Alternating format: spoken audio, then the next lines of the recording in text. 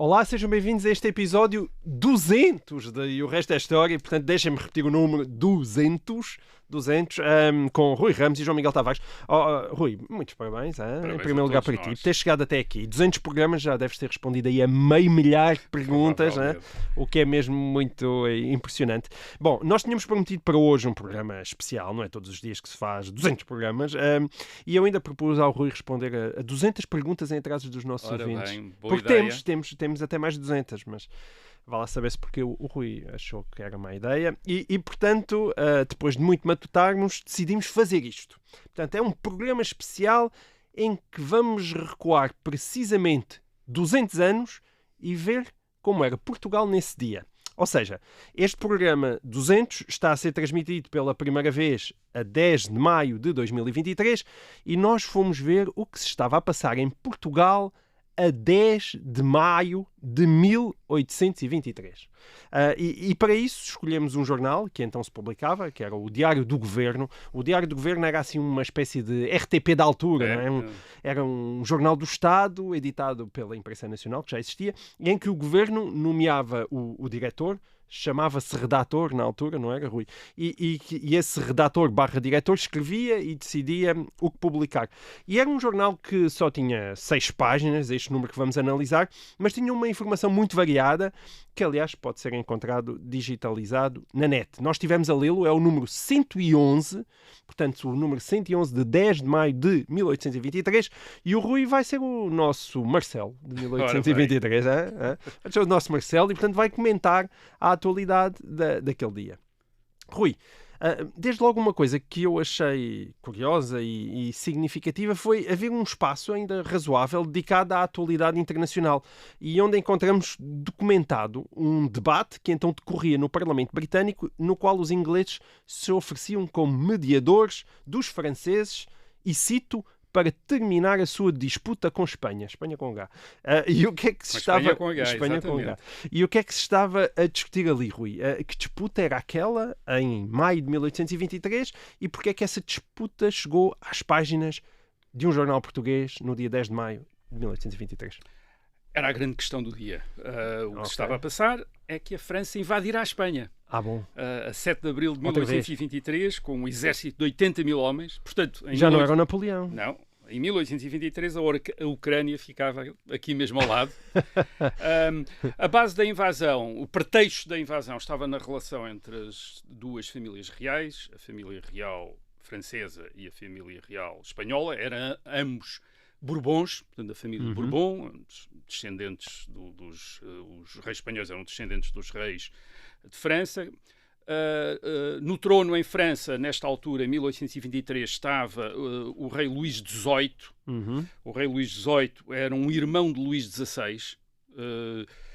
E o rei Luís XVIII, e esta é a versão oficial dos acontecimentos, achava que o rei Fernando VII de Espanha, portanto, um primo dele, estava na situação em Espanha em que tinha estado o Luís XVI em França em 1791, 1792. Isto é, quando a França se tinha tornado uma monarquia constitucional, mas em que tinha reduzido imenso o papel político do rei e havia grupos políticos que estavam mais radicais, que estavam a preparar a proclamação da República em 1792. Portanto, era rei, mas reinava pouco. Portanto, a ideia aqui é que Fernando VII em Espanha está na situação em que estava Luís XVI em França 30 e tal anos antes. Isto é, nas vésperas de uma revolução em que provavelmente iria ser acabar talvez executado como tinha sido executado Luís XVI. Com poderes muito limitados. E qual era a opinião do Fernando VII? O Fernando VII concordava plenamente com essa opinião. Quer dizer, o Fernando VII, que tinha sido obrigado em 1820 a aceitar um regime constitucional, o regime da Constituição de 1812, que tinha sido restaurado pelas tropas revoltadas no sul de Espanha nesse ano de 1820, em janeiro de 1820. O Fernando VII sentia-se prisioneiro dos chamados liberais espanhóis. Portanto, ele sentia-se prisioneiro, mandava mensagens, estava constantemente a mandar mensagens aos outros monarcas europeus a dizer: estou em perigo, não me respeitam, ameaçam-me, vai-me acontecer qualquer coisa, etc. Ora bem, é uma invasão a pedido do rei, então? É uma invasão a pedido e também uma invasão que é justificada pela ordem que as potências europeias querem manter na Europa. Em 1815 eles tinham derrubado Napoleão. Napoleão, para as outras potências europeias, para as outras monarquias europeias, representava a desordem, a revolução. E eles querem acabar com a desordem, com a revolução. E a única maneira de acabar... Depois, já tinham passado 8 anos. E a única maneira de acabar com a desordem é estabelecer um princípio. E esse princípio é que os Estados e os governos na Europa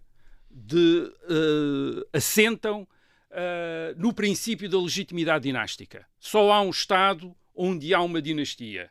E o governo dentro desse Estado depende do chefe dessa dinastia. É o chefe dessa dinastia que governa. Este é o princípio da legitimidade política na Europa. Portanto, é um bocadinho o equivalente, esta legitimidade dinástica é um bocadinho o equivalente à legitimidade democrática hoje em dia.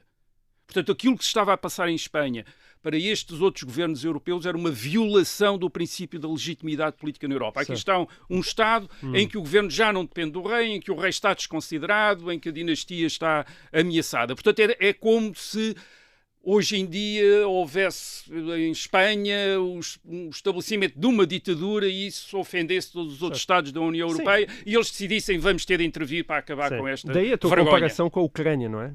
Ou seja, o que estás a dizer é um sentimento semelhante, não é? É um sentido... Aquele que estamos a sentir hoje em dia. É um sentimento de que aqui está um Estado onde a legitimidade política está a ser violada. E depois, claro, está o rei desse Estado a dizer venham cá, eu estou aqui em perigo, vai-me acontecer qualquer coisa. Além disso, havia uma outra razão. Uma outra razão poderosa para a França ter tomado essa iniciativa é que o governo dos Bourbons em França é um governo que tinha sido restaurado em 1814, 1815 pela intervenção estrangeira, isto é, pelos exércitos aliados que então tinham invadido França para derrubar Napoleão Bonaparte. Portanto, os exércitos da Inglaterra, da Áustria, da Prússia, da Rússia tinham invadido, tinham derrotado, Waterloo, a Batalha de Waterloo, etc., essas coisas. E o governo dos Bourbons e o governo de Luís XVIII tinha ficado com aquela marca de ter sido restaurado por forças estrangeiras, um exército estrangeiro. E exércitos estrangeiros que tinham também derrotado e derrubado aquele que tinha sido o chefe militar com mais reputação da história de França, Napoleão Bonaparte. E, portanto, havia um déficit de glória, quer dizer, um déficit de glória, de carisma desta dinastia. Quer dizer, sim, era a antiga dinastia real francesa, mas restaurada por estrangeiros, ainda por cima à custa daquele que tinha mais glória trazido à Espanha. Portanto, há no governo francês, nesta altura, alguém que pensa, não, nós temos de emendar isto. E só se emenda isto também com uma grande aventura militar e com uma grande vitória militar para dizer, estão a ver, nós também somos Estamos a precisar de medalhas. Estamos a precisar de medalhas. E esse alguém era o Visconde de Chateaubriand, que era o ministro dos negócios estrangeiros da França. O senhor Chateaubriand? O Chateaubriand. Aquele que a gente conhece? O do bife, Chateaubriand, e um dos grandes escritores franceses, o maior escritor francês do princípio do século XIX, um dos maiores escritores franceses. Sempre as suas memórias são uma obra incrível da literatura, uma das leituras mais espantosas. Nota-se um certo entusiasmo. Sim, não, ele era mesmo um dos maiores, um dos maiores escritores franceses. O Chateaubriand é um dos maiores escritores franceses de sempre. Mas era ministro dos negócios estrangeiros e achou sempre que o seu futuro, o seu destino era ser um grande político, não ser um grande escritor. Portanto, ele era um grande escritor, ficou como grande escritor, mas achou sempre isso secundário em relação a ser político. O que ele queria era ser um grande político. E nesta altura tinha uma ideia. E a ideia foi esta: invadir a Espanha, ganhar uma guerra num país onde Napoleão a tinha perdido. Isso era também muito importante. Isto é, Napoleão tinha invadido em 1808 e a Guerra de Espanha tinha sido uma das operações militares de Napoleão que pior tinha corrido. Portanto, nesta ideia Chateaubriand também, nós, cerca de 15 anos depois, vamos invadir, vamos ganhar e vamos dizer, estão a ver, sim, o Napoleão era um grande homem, mas nós é que ganhámos em Espanha. E depois, para associar isso à dinastia dos Bourbons, eles colocaram à frente o exército que invadiu, francês que invadiu a Espanha, puseram o Duque de Angoulême, que era um sobrinho de Luís XVIII. Portanto, é ele que vai à frente das tropas, como comandante, mas de facto o comandante é outro general francês, portanto ele está ali, ele está como comandante, não, para dar a ideia de que é uma operação da monarquia. Portanto, aqui vai um membro da família real à frente. Portanto, aquilo está organizado para trazer esta glória à França. Começa logo, os sinais começam logo no verão de 1822, portanto no verão anterior, um ano antes, a França começa a acumular tropas junto dos Pirineus.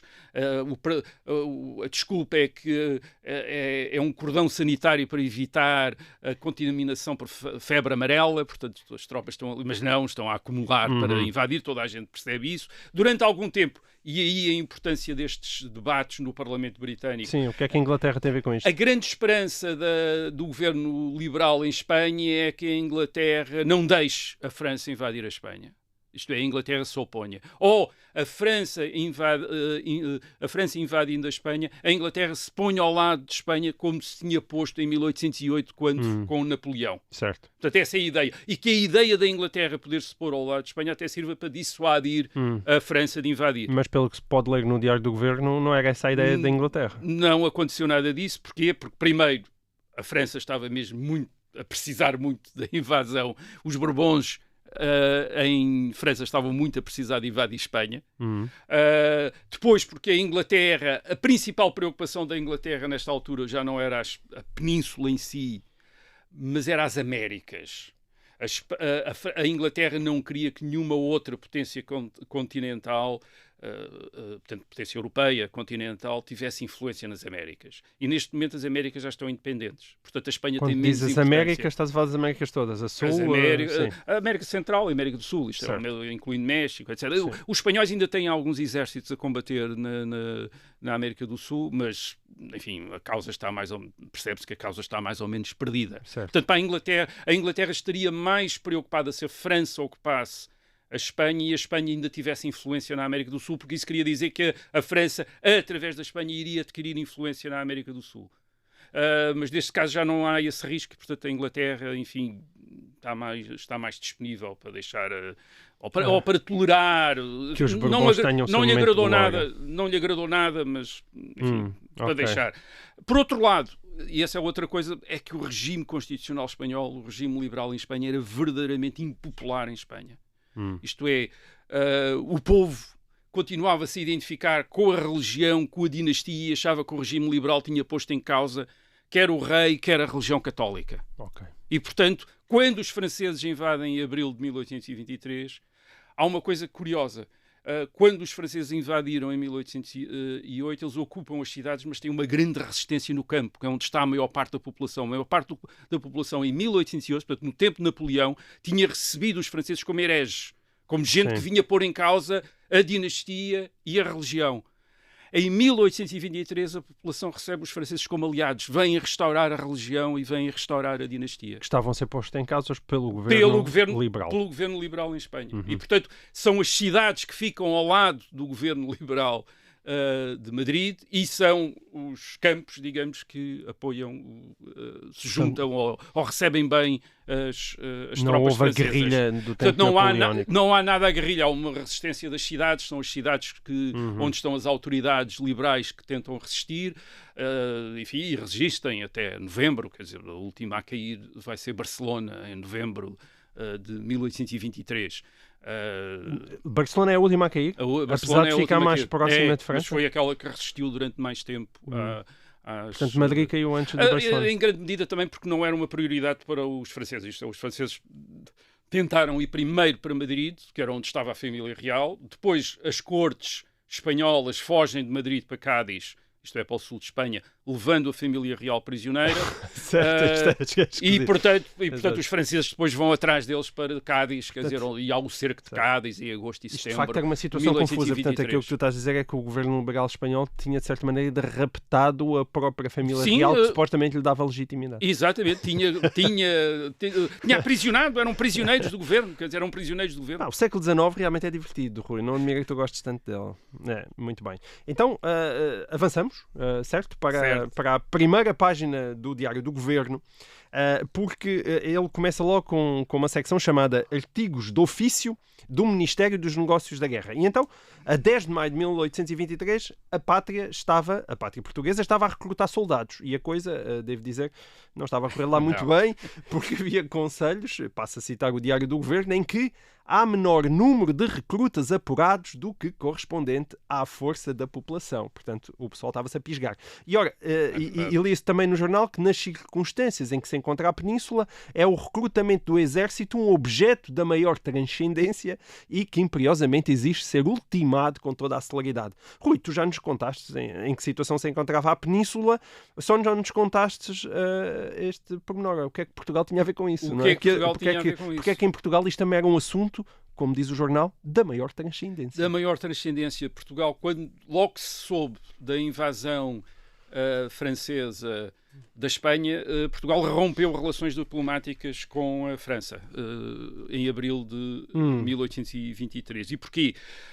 Porque o regime político em Portugal é igual ao regime político de Espanha. Aliás, a Constituição Portuguesa de 1822, de que falámos aqui o ano passado, é uma espécie de adaptação, eu quase diria, de quase tradução da Constituição Espanhola de 1812. São as mesmas Constituições. Portanto, ambas dão o poder máximo. Mas era a de 1812 que também ainda estava em vigor em Espanha em 1923. Em 1823. Portanto, em 1820 tinha sido restabelecida a Constituição de 1812. Aquilo andava sempre para cá e para lá. Nós já explicámos isso quando falámos quando a Constituição... Num dos 200 episódios já explicámos isso. Portanto, a Constituição Espanhola de 1812 era a que estava em vigor em 1823 em Espanha, e em Portugal havia uma Constituição que era uma versão da Constituição Espanhola dessa Constituição Espanhola de 1812. Portanto, ambas tinham estas características, que davam o poder máximo a um Parlamento com uma só Câmara, portanto, com uma Câmara de Deputados, era esse que, digamos, dirigia o Estado, e reduzia o rei a muito pouco, o que, repito, como já disse, não era aceito como legítimo na Europa pós-1815. Isto é, nesta Europa das restaurações, das chamadas restaurações, os regimes eram fundados na legitimidade dinástica e, portanto, tanto o regime português como o regime espanhol pareciam violar o princípio da legitimidade política na Europa. E o governo espanhol, perante a pressão francesa, fez imediatamente também pressão sobre o governo português. E o que é que o governo espanhol diz ao governo português, através da correspondência diplomática, é: vocês têm uma Constituição igual à nossa, se nós cairmos, vocês caem também. São os próximos. São os próximos. Ou seja, também é o que tinha acontecido no tempo de Napoleão, a tentativa de invadirem a Espanha, e a seguir é Portugal. Vocês caem a seguir. Quer dizer, no tempo de Napoleão, até por acaso invadiram primeiro Portugal e depois invadiram a Espanha. Mas sim, quer dizer, a nossa sorte está ligada à vossa. Quer dizer, eles, aliás, dizem numa correspondência em que o ministro diz mesmo: não pensem que vão durar mais um dia, depois de nós cairmos, não vão durar mais um dia. Portanto, agora... E os portugueses estavam convencidos disso? Os portugueses convenceram-se disso, sobretudo as cortes. O governo era complicado, havia ministros com várias opiniões, mas nas cortes, portanto, em 10 de fevereiro de 1823, portanto, ainda uns meses antes da invasão, as cortes recomendam imediatamente ao governo que considere uma invasão de Espanha como uma agressão direta contra Portugal. Portanto, é esta a recomendação que fazem ao governo, isto é, uma invasão francesa da Espanha tem de ser considerada uma agressão direta contra Portugal. E começa-se a negociar mesmo um tratado entre o governo português e o governo espanhol para assegurar o envio de um exército português de 8.000 homens para combater em Espanha ao lado da Espanha contra a França. Okay. Em contrapartida, por exemplo, uma das coisas que lá estava lá no meio era que a Espanha ia devolver Olivense em troca. Quer dizer, sim? Havia isso, quer dizer, estava lá no meio em troca, quer dizer... Eles tinham já ideias, havia gente com ideias que era basicamente uma situação como a de 1810, que era Cádiz e Lisboa como os dois grandes centros de defesa da Península Ibérica contra a invasão francesa. Portanto, eles estavam a pensar mesmo numa guerra, isto é, envolver Portugal. Sim. Portanto, os liberais portugueses já estavam a pensar em envolver Portugal numa guerra, ou admitir envolver Portugal numa guerra. Daí a importância do recrutamento. E daí a importância do recrutamento. Eles estão a tentar levantar o exército para aquilo que se chamava de passar de pé de paz para pé de guerra, portanto, a mobilização total, quer dos soldados de primeira linha, quer dos soldados da segunda linha das milícias, portanto, convocar essa gente toda, armá-los, treiná-los, estarem prontos para receberem missões. Obviamente isto era uma ideia incrivelmente impopular em Portugal, quer dizer, o pessoal estava a fugir todo, claro, ninguém queria ir para uma guerra em Espanha. Por isso é que havia gente a desertar, quer dizer, ou fugir ao recrutamento. Portanto, quando eles iam lá, tinham menos recrutas do que aqueles que deviam ter. Mais uma vez, o governo português, a grande esperança do governo português é a Inglaterra. Verdadeiramente, é a Inglaterra. Quer dizer, eles pensam que a Inglaterra vai defender, pelo menos, mesmo que deixe cair Espanha, defenderá Portugal contra uma invasão francesa e, portanto, defenderá também o regime em Portugal. A Inglaterra não está nada disponível para defender Portugal se envolver na guerra em Espanha. Portanto, o governo inglês diz imediatamente, se Portugal se colocar ao lado da Espanha a lutar contra a França, nós achamos que não pode invocar os tratados que garantem a defesa de Portugal pela Inglaterra. E, portanto, a Inglaterra não virá. Certo. E depois explica ainda mais uma outra coisa para eles, no caso do governo português não ter percebido bem, que é a Inglaterra só está vinculada a defender as fronteiras de Portugal, não os regimes políticos em Portugal. Portanto, a dizer, bem, se o regime cair, nós não vamos... Não esperem que a gente vá defender a vossa Constituição e o vosso regime. Portanto, a situação portuguesa era bastante delicada em maio de 1823, o exército francês em Espanha, a entrar, sem garantias da Inglaterra que irá deitar a mão para garantir as fronteiras, ou pelo menos a defesa de Portugal contra um possível avanço francês. A situação não é. E, claro, a população sem nenhum entusiasmo. Muito bem. Estamos a comemorar o programa 200 do Resto da História, um dia muito especial para nós e também para quem nos ouve, esperamos nós. E estamos, foi esta a proposta que trouxemos hoje, no dia 10 de maio de 1823, a ler o jornal. Estamos a ler o jornal de 10 de maio de 1823. E eu devo-vos dizer que se vocês acham que a situação em Portugal às vezes parece um pouco confusa em maio de 2023, bem, então em maio de 1823... Era um bocadinho pior, era um bocadinho bastante pior. Bastante pior. Bom, pior. Que confusão. Portanto, já estamos com a França a invadir Espanha, os portugueses a ficarem nervosos, a tentar recrutar... soldados, não é? Para ajudarem os espanhóis, mas para ajudar à festa. No dia 10 de maio de 1823, lendo o jornal, Portugal estava a discutir uma outra coisa, que era uma rebelião em Trás-os-Montes, que ocupa parte significativa do Diário do Governo, e diz assim: manda El Rei que seja remetida para a capital uma relação de todos os militares e paisanos que vieram presos para Lisboa por ocasião dos acontecimentos na província de Trás-os-Montes. Rui, o que é que estava a passar em Trás-os-Montes? Afinal, que rebelião foi esta e qual a sua dimensão? Foi mais do que uma rebelião, foi o começo de uma guerra civil em Portugal, portanto, para acrescentar a tudo aquilo que já dissemos, guerra em Espanha, e não vamos ficar só por aqui, mas só para... É o começo de uma guerra civil em Portugal. O Conde Amarante era um oficial do Exército, Manuel Silveira Pinto da Fonseca, general, filho do primeiro Conde de Amarante, um general famoso da guerra contra os franceses, e este segundo Conde de Amarante, portanto, tinha-se revoltado em Vila Real a 23 de fevereiro de 1823, portanto, uns 3 meses antes, contra o governo da Constituição de 1822.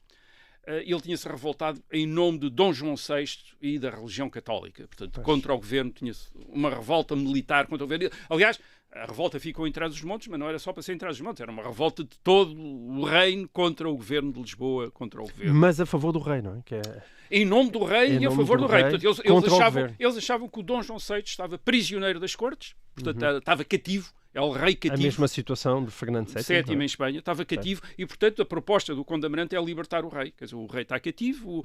Obviamente, o rei emite, o governo emite em nome do rei ordens para mandar ao rei, etc. Mas eles dizem isto não é nada ao rei a mandar, isto é o governo a mandar. O rei, coitadinho, está lá preso no Palácio da Bem Posta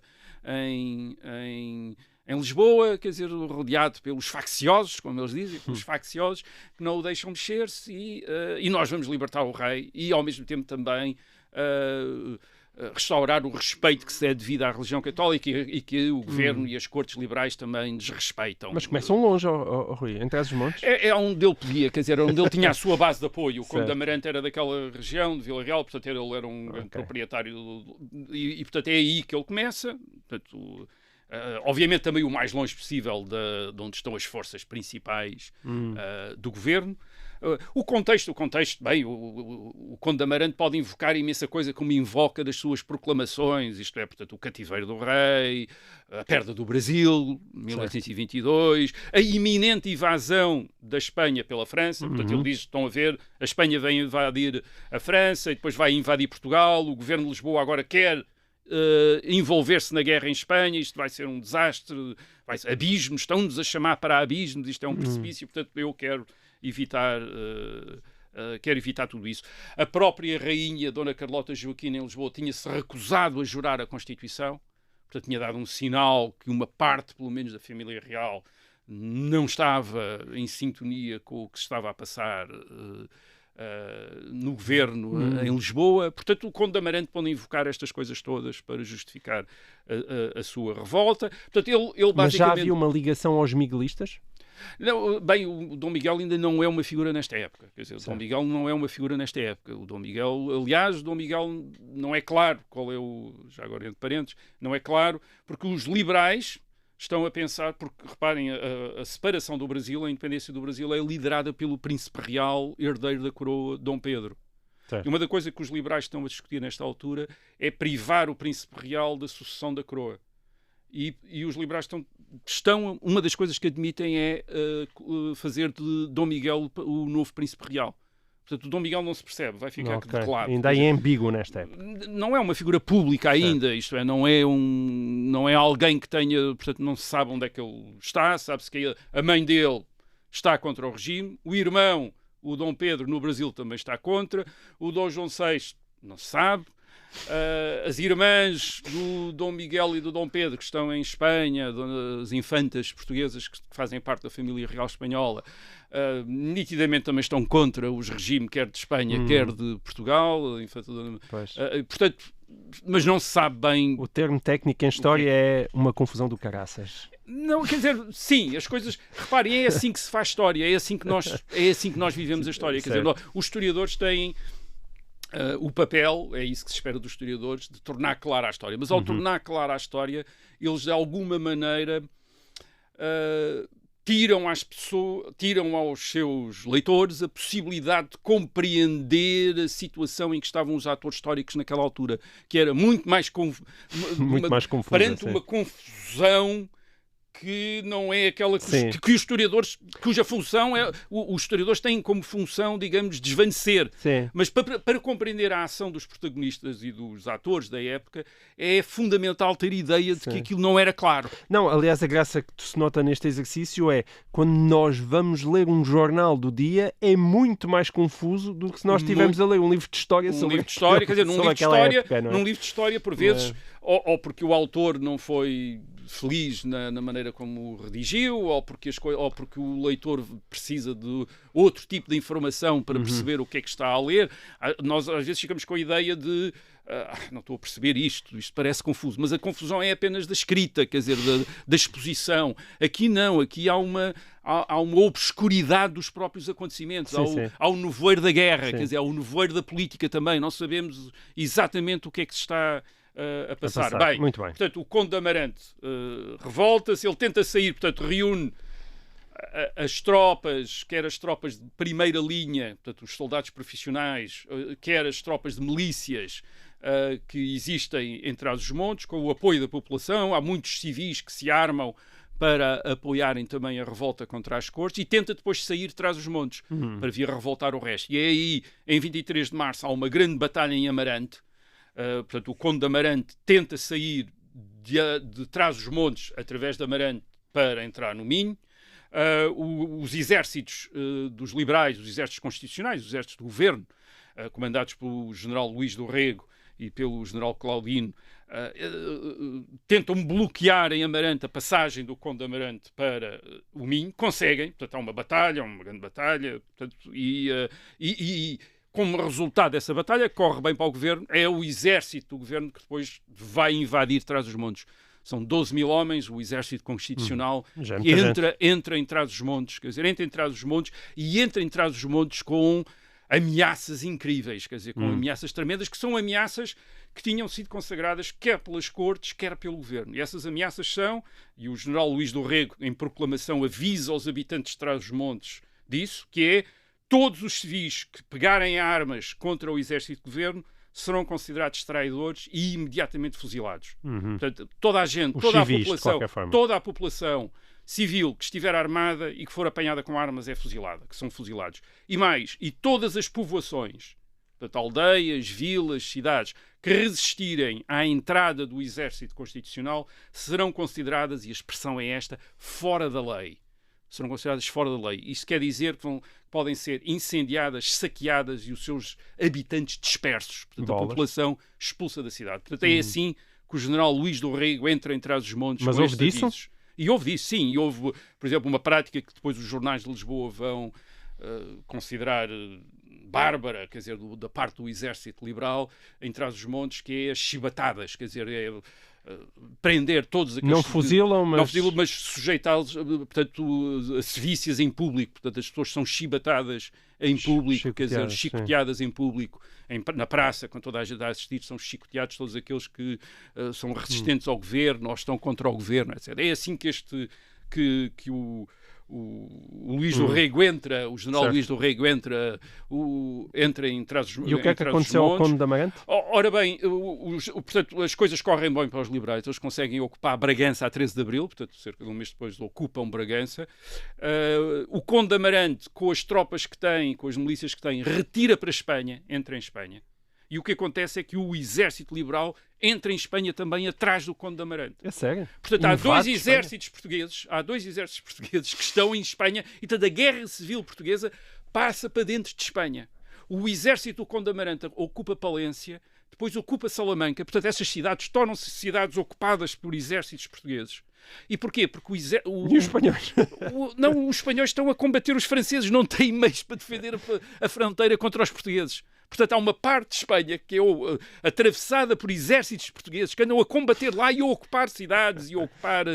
Claro que a Espanha, como também a Espanha está dividida entre aquilo que se chama liberais e absolutistas, portanto, estes exércitos portugueses são bem recebidos pelos correligionários espanhóis de um e do outro, quer dizer, que são recebidos como, portanto, o Conde de Amarante é recebido com festa pelos absolutistas espanhóis e o exército liberal é recebido também com festa pelos liberais espanhóis. Portanto, mas de repente, às vezes é difícil perceber a guerra isso, está em Espanha. A guerra portuguesa a guerra civil portuguesa passa-se em Espanha. Quer dizer. Estranhíssimo, não é? Mas pronto, isso tem a ver com aquela lógica, que a legitimidade, lá está, é dinástica e não propriamente a nível da nação. Não é? Nesta altura, aliás, as instruções que o governo português tinha dado para as autoridades portuguesas na fronteira era que Portugal e Espanha neste momento são uma só nação. É isso que dizem. As duas nações são uma só nação. Portanto, são ameaçadas pela França, ameaçadas pelos absolutistas e, portanto, devem ser tratadas como uma só nação. Devem colaborar uns com os outros, as autoridades liberais devem colaborar umas com as outras, entregando prisioneiros uns aos outros, ajudando-se militarmente. Portanto, é a ideia de uma só nação na Península, quer dizer, para resistir, para defender as constituições contra a invasão estrangeira e contra as revoltas internas. Portanto, e o próprio Conde de Amarante arranja uma junta, não é? E o próprio Conde de Amarante depois estabelece uma junta de governo em Palência. Portanto, há um governo português em Espanha, quer dizer, um governo português em nome de Dom João VI. Portanto, há dois governos em nome de Dom João VI, o do Conde de Amarante e o governo de Lisboa, que são em nome de Dom João VI, quer dizer, a emitir decretos, alvará, coisas. Bom. E com exércitos também. Muito bem. Está há 200 anos, estava divertido, como se vê. Bom, e o Diário do Governo não tinha só isto, como se fosse pouco. Também tinha notícias do Brasil, não é? Um pequeno barco, oriundo de Pernambuco, tinha chegado a Lisboa a 7 de maio de 1823 e às 6 horas da manhã, gostei do detalhe, já havia um jornalista, portanto os jornalistas levantavam-se muito cedo naquela altura, a recolher informação junto desse barco. E a informação recolhida foi esta, em linguagem da época, cito de novo: Pernambuco, fatigado dos efeitos da anarquia, principia a considerar a sua união com Portugal como única salvação. Ali não se executavam os decretos do Rio de Janeiro, a nova bandeira tremulava nos fortes e a portuguesa em todos os navios. Portanto, recordemos que esta era uma época em que o Brasil, claro, já tinha declarado a sua independência, mas a sua independência ainda não tinha sido reconhecida por Portugal. Que notícias de Pernambuco eram estas, Rui? Elas eram credíveis? Pernambuco queria se juntar a Portugal? São mais ou menos credíveis por isto. O Brasil tinha-se dividido. O Brasil, quer dizer, nós dizemos, a independência do Brasil podia também ter sido a divisão do Brasil. E o que é que aconteceu? Portanto, a revolta contra o governo de Lisboa é dirigida pelo próprio príncipe real, o Dom Pedro, que que estava a governar o Brasil e em janeiro de 1822 recusa-se a voltar para Portugal, como as cortes, portanto é o Parlamento que está em Lisboa lhe tinham ordenado. Em setembro declara depois a separação, é aclamado imperador, etc. Ora bem, com Dom Pedro estão sobretudo as províncias do sul do Brasil. São Paulo, o Rio de Janeiro, Minas Gerais, o Rio Grande do Sul, estão com o Príncipe Real. Mas o norte do Brasil, a Bahia, Pernambuco, Pará e o Maranhão, continuam sob controle português ou influência portuguesa. Sobretudo a Bahia, onde está um núcleo muito importante de tropas portuguesas. Cuja fidelidade, portanto, era a Dom João VI. Bem, eles são todos... A situação é muito confusa porque o Dom Pedro também dá a entender que o Dom João VI é prisioneiro das cortes de Lisboa e uma das razões para o Dom Pedro se revoltar à frente do Brasil é que ele acha que o Dom João VI já não manda no país e, portanto, ele está-se a revoltar não contra o rei, seu pai, mas a revoltar-se contra as cortes, contra o Parlamento que então, está em Lisboa. Okay. E Pernambuco então era fiel a quem? Pernambuco ainda não oscilava. Portanto, há um núcleo de tropas portuguesas importantes em Salvador, na Bahia, sob o comando do general Madeira, e há também uma esquadra portuguesa que está a apoiar o general Madeira na Bahia. Portanto, qual era uma das perspectivas no princípio de 1823? Uma das perspectivas era acontecer no Brasil o que tinha acontecido na América do Norte no século XVIII, quando os Estados Unidos se revoltaram. Portanto, as províncias, os estados que vieram a formar os Estados Unidos revoltaram-se, mas o Canadá, portanto, o norte da América Britânica, manteve-se fiel à coroa britânica e, enfim, ficou o Canadá. E, portanto, no Brasil, neste momento, há a possibilidade de haver um Canadá brasileiro. Isto é um Canadá, isto é a parte norte do Brasil, manter-se fiel a Portugal. Até porque, nós já falámos aqui disso, por mar, no norte do Brasil, chegava-se mais depressa a Lisboa do que ao Rio de Janeiro.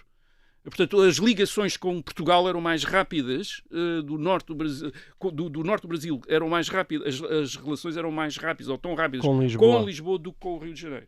E, portanto, havia a possibilidade dessa parte, havendo lá tropas portuguesas, optar por ficar com Portugal. E essa era a perspectiva mais realista já no princípio de 1823 para o governo. O governo estava a pensar em enviar uma expedição militar à Bahia para reforçar as tropas portuguesas que lá estavam. Obviamente havia muita gente em Lisboa a dizer não envie nada de tropas, nós precisamos aqui delas na península para combater contra os franceses, não vai... Mas a ideia já não era reconquistar o Brasil todo. A ideia era, bem, perdemos o sul do Brasil, vamos ficar com o norte, e mesmo quando Pernambuco e a Bahia se admitiu que depois Pernambuco e a Bahia pudessem também ser perdidas, ainda se pensou manter o Pará e o Maranhão. Quer dizer, isto é, aquelas que estão, portanto, mais a norte todas, que é aquilo que por vezes se chamava, na época, a Guiana portuguesa. Portanto, manter uma Guiana. Reparem que há uma Guiana holandesa, uma Guiana britânica, uma Guiana francesa, e, portanto, haveria também uma Guiana portuguesa que não faria parte do Brasil. Portanto, as Guianas, portanto, correspondiam ao território que estavam acima do Amazonas e que faziam uma espécie, estão no continente, mas fazem uma espécie de ilha em relação ao resto do continente. E, portanto, a ideia era, bem, então Portugal fica com esses territórios. Portanto, a ideia já neste princípio deste princípio do ano 1823, portanto, a ideia já não é de uma guerra na América, como a Inglaterra tinha feito na América do Norte em 1770, a partir de 1776, e a Espanha tinha feito na América do Sul a partir de 1812, isto é tentar recuperar os territórios todos, mas era mais a tentativa de manter alguma coisa, quer dizer, ou Pernambuco e a Bahia, ou perdendo esses também, a Guiana portuguesa, Guiana portuguesa, portanto, uma colónia portuguesa portanto, o Brasil tornar-se independente. Mas, aliás, o Brasil, às vezes os portugueses nesta altura ainda falavam, curiosamente, frequentemente nos documentos dos Brasis. Os Brasis, isto é a ideia havia uma ideia de que aquilo não era um território único. Quer dizer, portanto, as distâncias entre estes territórios, já falámos disso aqui, as distâncias entre as componentes do Brasil eram muito grandes. As circunstâncias também eram muito diferentes, isto é, as culturas, as relações, havia grandes relações de rivalidade entre estes vários territórios, e portanto os portugueses, em princípio de 1823, pensavam, ok, o príncipe real conseguiu revoltar o Rio de Janeiro, São Paulo, e aparentemente essas províncias estão com ele, mas talvez a Bahia e Pernambuco fiquem com o governo de Lisboa, e mesmo se a Bahia e o Pernambuco acabarem por se juntar também ao Príncipe Real, então ainda podemos ter uma Guiana portuguesa na América. Certo. Só por curiosidade, quando é que essa esperança foi perdida? Essa esperança é perdida neste ano de 1823.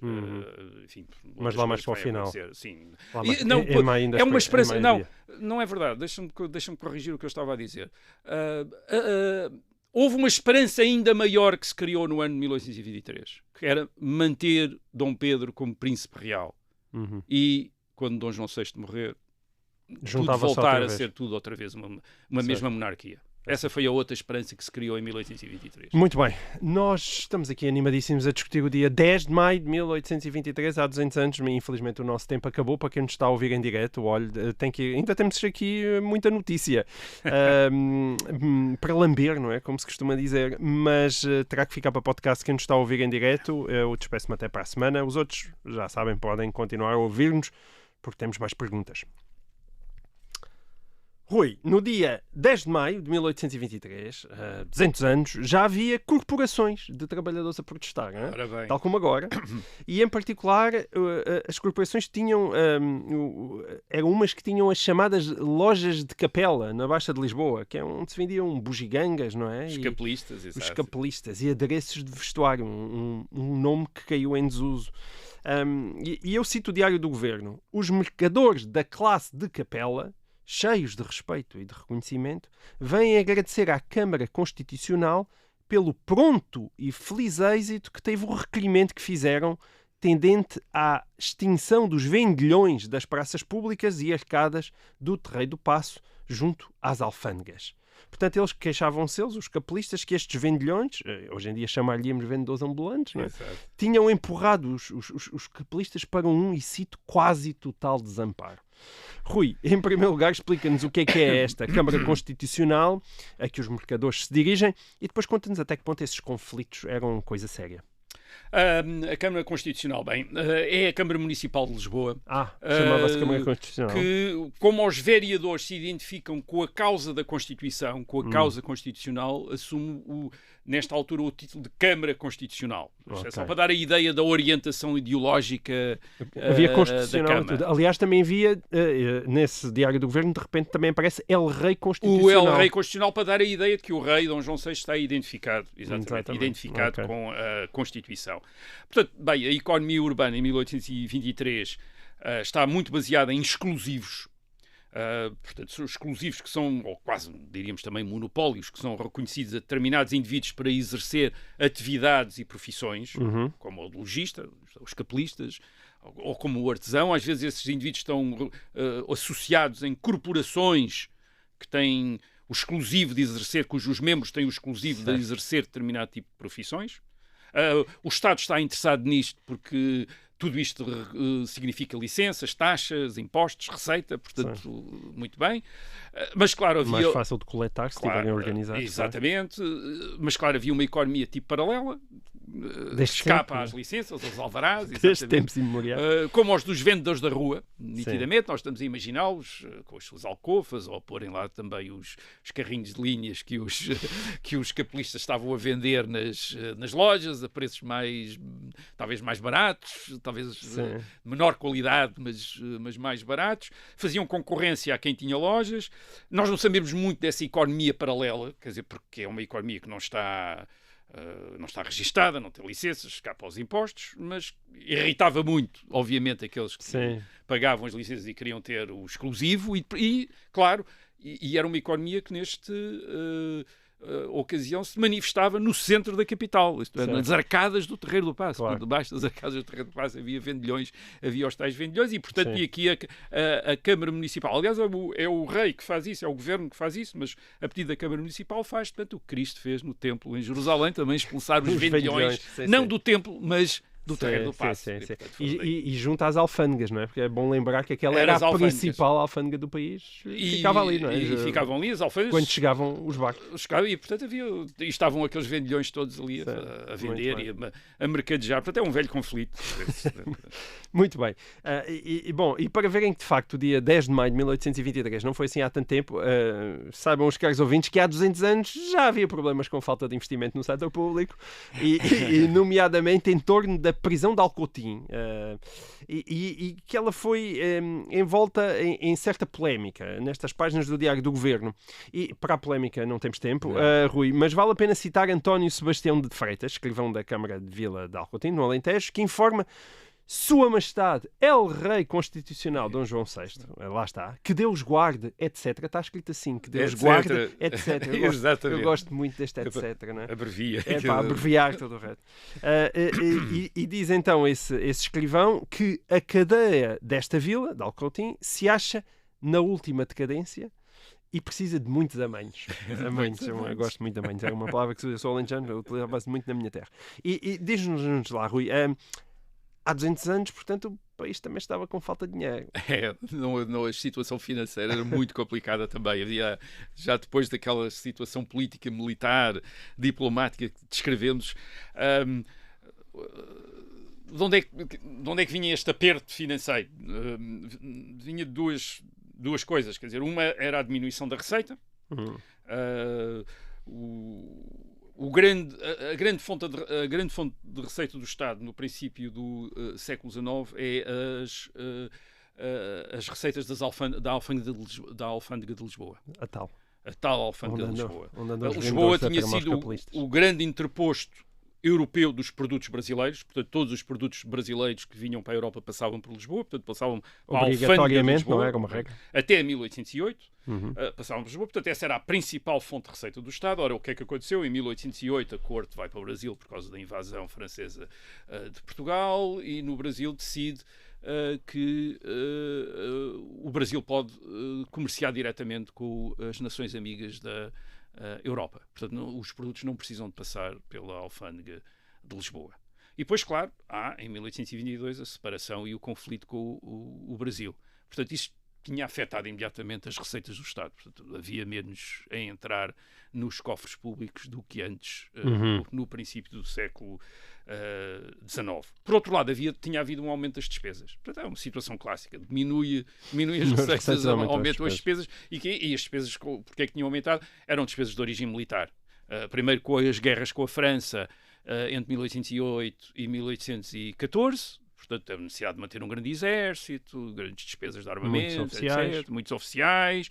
Oficiais que depois foi preciso, muitos deles, mantê-los, continuar-lhes a pagar depois de acabada a guerra, porque senão eles faziam revoltas, revoltavam-se como o Conde de Amarante em 1823, é uma das razões. Os salários dos oficiais do exército estão sempre muito atrasados. Portanto, há sempre 2, 3 meses de atraso. Quer dizer, o que quer dizer que a determinado momento chegam notícias aos governos a dizer, bem, o exército já não é pago há 3 ou 4 meses, consta para aí que vai haver uma revolução e eles de repente têm de rapar lá os cofres para pagar ao exército, para não haver revolução. Portanto, esse é o ambiente em que se vive.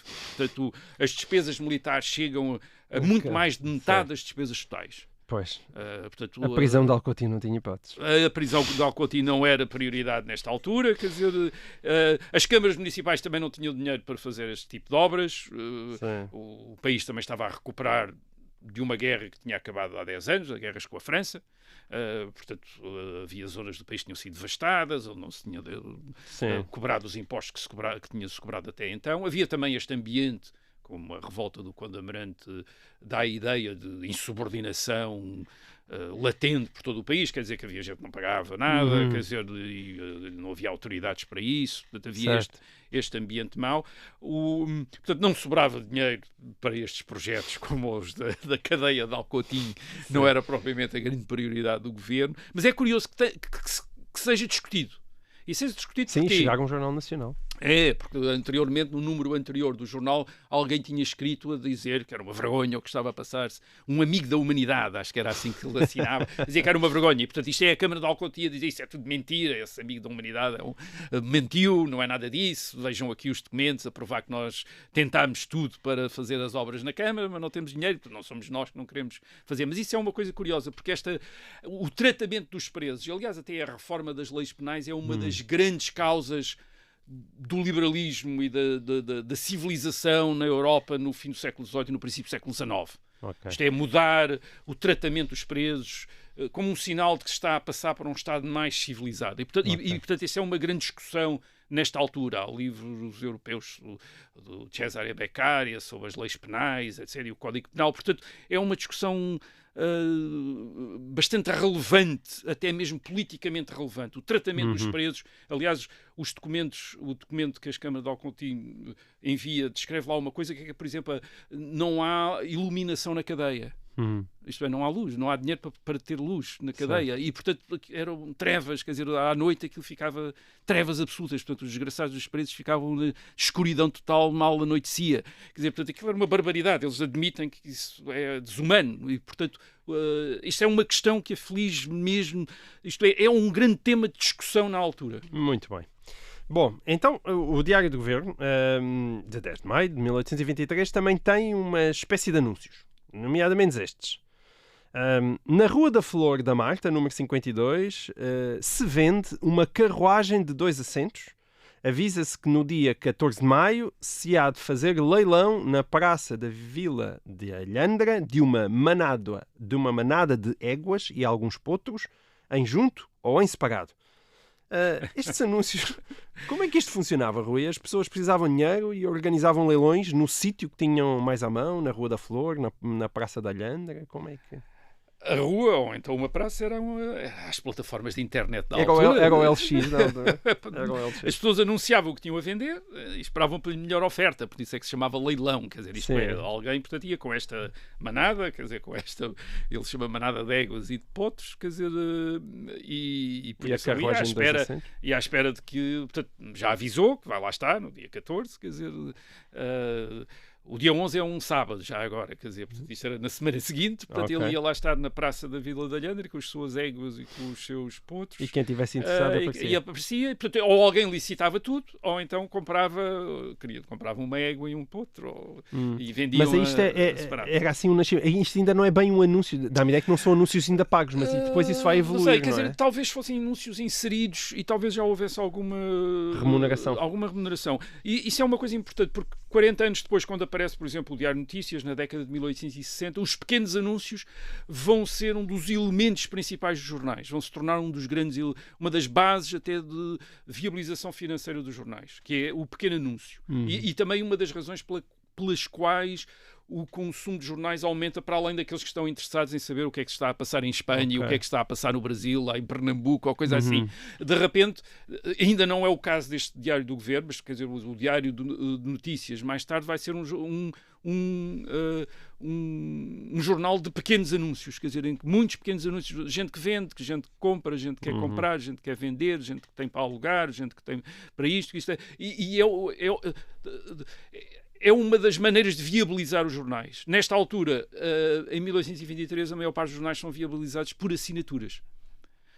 Eles também são vendidos, às vezes, avulsos, relativamente caros, custam cerca de 4, 5 vezes mais o que vão custar em 1860, 40 anos depois. Portanto, são muito mais caros do que depois. Portanto, são assinaturas, são através de assinaturas. Portanto, um modelo de negócio que aparentemente podia ser estudado pelos dois. Mas é através de assinaturas, mesmo o Diário do Governo é sobretudo assinaturas. As pessoas fazem assinaturas e compram o Diário do Governo para lerem estas coisas todas, a parte oficial, quer dizer, com os decretos, e portanto, os extratos da imprensa estrangeira, e depois estes pequenos anúncios já, quer dizer, vende-se isto, vende-se aquilo, etc. Muito bem. Olha, Rui, nós estamos a chegar ao final, não lemos todas as linhas, mas estamos a chegar ao final, não era possível, do Diário do Governo, número 111, 10 de maio de 1823, e, portanto, deixo para o fim a pergunta dos 100 mil réis. A pergunta dos 100 mil réis, que é: qual é a última informação que consta da última página desse Diário do Governo? Não é meteorologia, não, nem é o horário dos barcos ali para a Trafaria, nem são os anúncios, é curioso, são os preços de pão e azeite para a semana de 12 a 18 corrente, portanto, para a semana seguinte. E, portanto, fica o caro ouvinte a saber que a canada de azeite, a canada era uma antiga medida portuguesa para líquidos, que equivale ali a cerca de 2 litros. Essa canada de azeite iria custar, na semana seguinte, 420 reis. E que o pão do arrátel, o arrátel era uma antiga medida de peso, correspondia a 459 gramas, segundo pude ver. Esse arrátel de pão iria custar 51 reis. E Rui, o que aqui me chamou a atenção, além do anúncio público desses preços, foi o detalhe de serem valores, lá está, para a semana seguinte. E eu imagino que o pão e o azeite fossem então também a base da alimentação, e isso significa que os preços de há 200 anos estavam tabelados e eram definidos de antemão. E porquê? Falaste da alimentação, sem dúvida. O azeite também era muito importante para outra coisa, para a iluminação. Era o principal combustível para a iluminação. As candeias de azeite, incluindo até a iluminação pública de rua, que era com candeeiros também de azeite. Em 1834, 10 anos depois, sabemos que havia 2.382 candeeiros de azeite nas ruas de Lisboa. Que eram acendidos por umas centenas de homens que a Câmara Municipal tinha. Não eram acendidos todas as noites, eram acendidos nas noites mais escuras. Claro, quando havia luar não havia iluminação, mas nas noites mais escuras, nas noites mais escuras, portanto, acendia-se para haver alguma iluminação. Os candeeiros a gás só aparecem em 1848 e a eletricidade já só no princípio do século XX, embora tivesse havido umas experiências com candeeiros elétricos já em 1878. Portanto, o azeite era também muito importante para... Na verdade, pão e azeite, pão era mesmo para a comida e o azeite era sobretudo para a iluminação. Ser para a comida, mas podia ser também para a iluminação. E faz sentido, porque vamos lá ver, tens toda a razão, estamos a falar de 2 litros de azeite. 2 litros de azeite, não há de ser para acompanhar apenas a batata cozida. Não era apenas as batatas cozidas. Sim, para responder à tua pergunta, havia alguns produtos que tinham preços tabelados no âmbito de um município. Portanto, em Lisboa podiam ser estes preços, mas no Porto já podiam ser outros. E às vezes até não eram apenas os produtos não tinham apenas os preços tabelados, mas só podiam ser vendidos em determinados sítios. Por exemplo, o trigo no chamado Terreiro do Pão em Lisboa, porque assim facilitava a fiscalização do que se vendia, certo, bem pensado. E fora daí era proibido. Fora daí era proibido, portanto, tinham ser. Às vezes o rei também, o governo também podia tabelar preços para todo o reino. Isso vinha da Idade Média, que estas coisas já temos documentos medievais a tabelar preços. Uma coisa eram os preços estarem tabelados, outra coisa eram os preços, as compras e vendas depois corresponderem a esses preços. Agora, estes preços não eram só importantes para os consumidores dos produtos, eram também importantes para se calcular as rendas que eram necessários pagar aos senhorios e à igreja, porque umas vezes essas rendas estavam nos contratos estabelecidos em géneros, portanto, tantos moios de pão, tantas canadas de azeite, mas de facto já eram liquidadas em dinheiro, em moeda. E portanto tinha de haver uma referência oficial para quanto é que valia naquela semana em que alguém tinha de pagar a sua renda ao senhorio, quanto é que valia as canadas de azeite que se tinha comprometido a entregar e quanto é que valia os quilos de pão que se tinha comprometido, ou os arráteis de pão que se tinha comprometido a entregar. O pão e o azeite era a Euribor do século XIX. Era um bocadinho. Era curioso. Mesmo nos tribunais isto era usado, quer dizer, isto era usado nos tribunais, quer dizer, e portanto nós temos os preços, portanto os preços podiam ser... os preços, aliás, eram fixados nas câmaras, pelos vereadores, na presença dos interessados, dos mercadores. Portanto, e depois os mercadores, obviamente, faziam lobby para aumentar os preços, quer dizer, quando achavam que já não podia...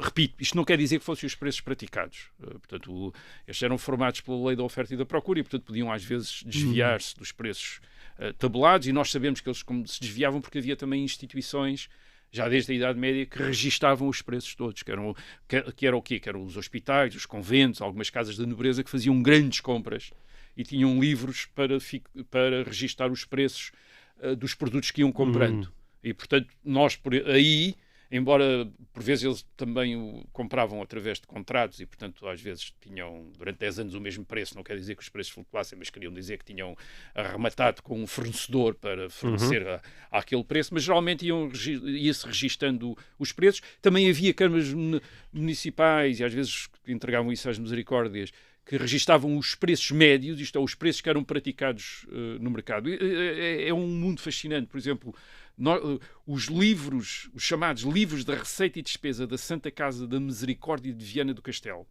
esses livros vão de 1531 até 1893. Uou. Portanto, durante estes séculos, 360 anos. na Santa Casa da Misericórdia de Viana do Castelo, houve sempre alguém que tomou nota dos preços.